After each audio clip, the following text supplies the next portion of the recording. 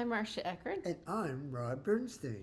And what we started talking about in another reel, which we'd like to continue with, is kind of what is autism. And one of the most important things to understand about autism, especially for neurotypical people who may not get this, is autism is inside. Autism is invisible. How someone processes, how someone thinks, what their experience is all inside. So one reason women don't get diagnosed is because people say, you don't look autistic. And a reason the kids don't get understood is they'll say, you're just being a brat.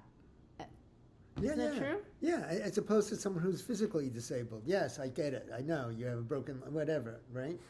And so it's inside the kid. And if you look at the philosophy of education of a behaviorist, and I know this firsthand, they'll say if it's observable and measurable, then that's what we're talking about. Everything else is not important. We don't talk about those things.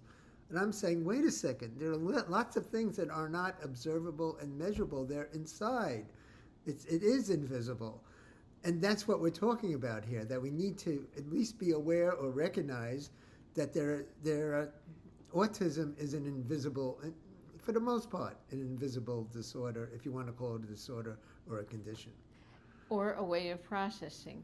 And I'd like to say that another issue of it being invisible is not just people looking at somebody who's autistic and not being able to make sense out of, well, why do you say this or why are you doing that? But it's also for those who are on the spectrum. When I was a kid and I didn't have glasses, I thought everybody saw the way I did. I didn't know that I had really nearsighted.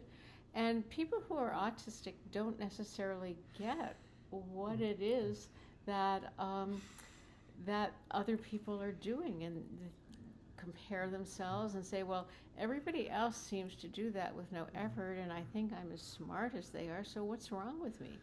And that's one reason why when we compare ourselves and it doesn't make sense, people often have a sense of failure, or they have a sense of shame, or they develop a sensitivity to the fact that they seem to be rejected for reasons they can't understand.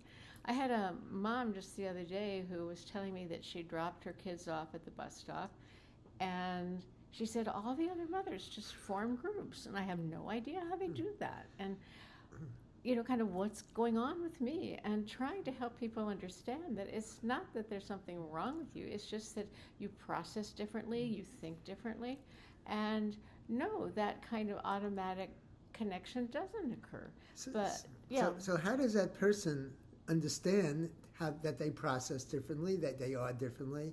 And what I don't know, you have your own practice, and what I do a lot in my practice is that there's a self-awareness. A person's aware of themselves, and then they invite kids over, and everyone knows what to do. They know how to play with each other. And he doesn't know how to do that. He will script out what everyone should do, and it's like he doesn't realize, he's not aware of himself, of what his strengths and his weaknesses are, and when you're not aware of yourself, what do? Something's wrong with me. Why is he doing this? Why is my younger brother can do this and I can't?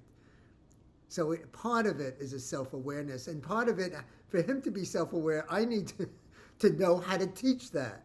Mm-hmm. So it becomes a whole different perspective, from a behavioral perspective to an understanding the mind, the processing perspective. And being able to value that, there are some challenges to the way that a person processes if they process differently, but there's also advantages. You see things all kinds of other people miss. And so it's a question of understanding yourself, understanding how you get misread, maybe trying to communicate or advocate for what your needs are, but being aware that this invisibility thing is part of what's hanging us all up, because it's nothing that anybody can see. It may not be something we realize, and so therefore that's a part of what we have to overcome. So thanks for listening. Thank you for listening. And tune in for the next session. Bye-bye.